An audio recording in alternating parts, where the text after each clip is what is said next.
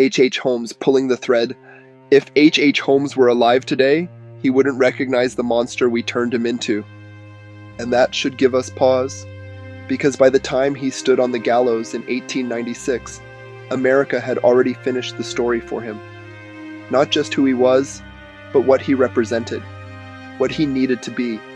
A monster large enough to absorb fear, a villain big enough to make a rapidly changing world feel explainable. Most people believe they know this story. A building in Chicago, designed like a maze. Trapdoors, secret passages, soundproof rooms. A murder castle built with intention. Every hallway a decision, every door a threat, and the number, that infamous number. 200 victims, sometimes more. It's repeated so often it feels immovable, like something carved into stone, but stone erodes, and when you look closely, this one is already cracking. Let's start with that number. 200 victims have no fixed origin.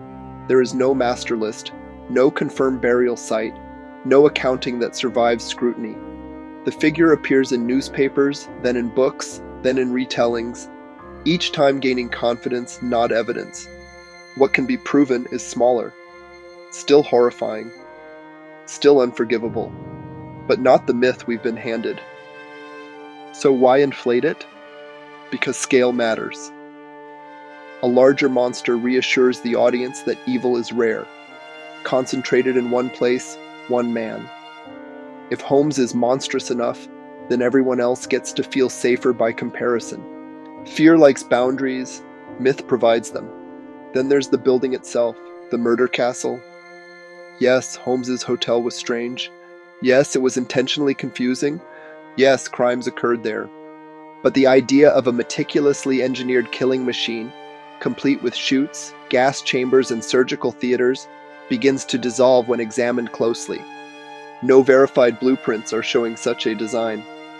Many of the most disturbing features appear only after Holmes' arrest, added by journalists, illustrators, and later storytellers. What remains points less toward architectural genius and more toward something mundane and ugly: fraud, deception, and money. Insurance scams don't inspire legends, but they do explain the motive. And that's where the story starts getting uncomfortable. Holmes wasn't a criminal mastermind in the way we like to imagine. He was adaptable, observant, and very quick to learn what people wanted from him, especially the press. By the 1890s, newspapers were booming. Circulation wars were fierce. Sensation sold papers. And Holmes, facing execution, realized he still had something to trade. So he began to confess. Then he confessed again, then again. Each version is darker than the last. In one telling, he was a remorseless killer. In another, possessed by evil. In another, a tragic figure shaped by forces beyond his control. These weren't admissions. They were performances. Holmes wasn't telling the truth. He was refining the character. And America applauded. To understand why this worked, you have to step into the moment.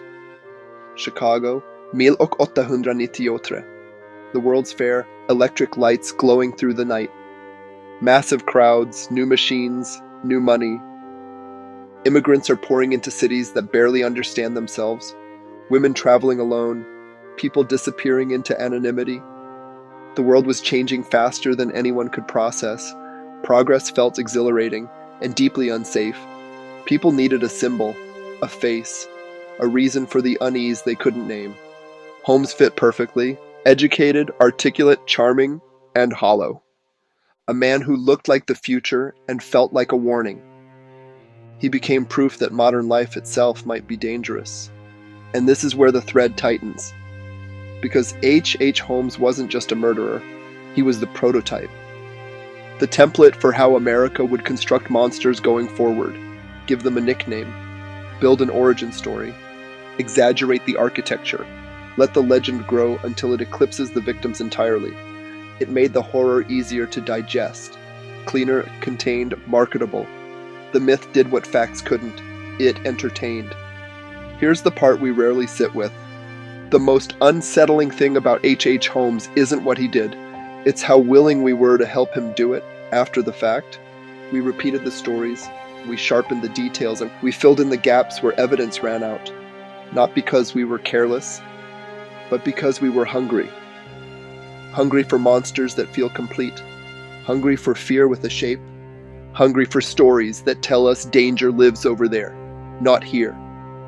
If you pull hard enough on the thread of H.H. Holmes, the room doesn't reveal secret chambers or hidden staircases.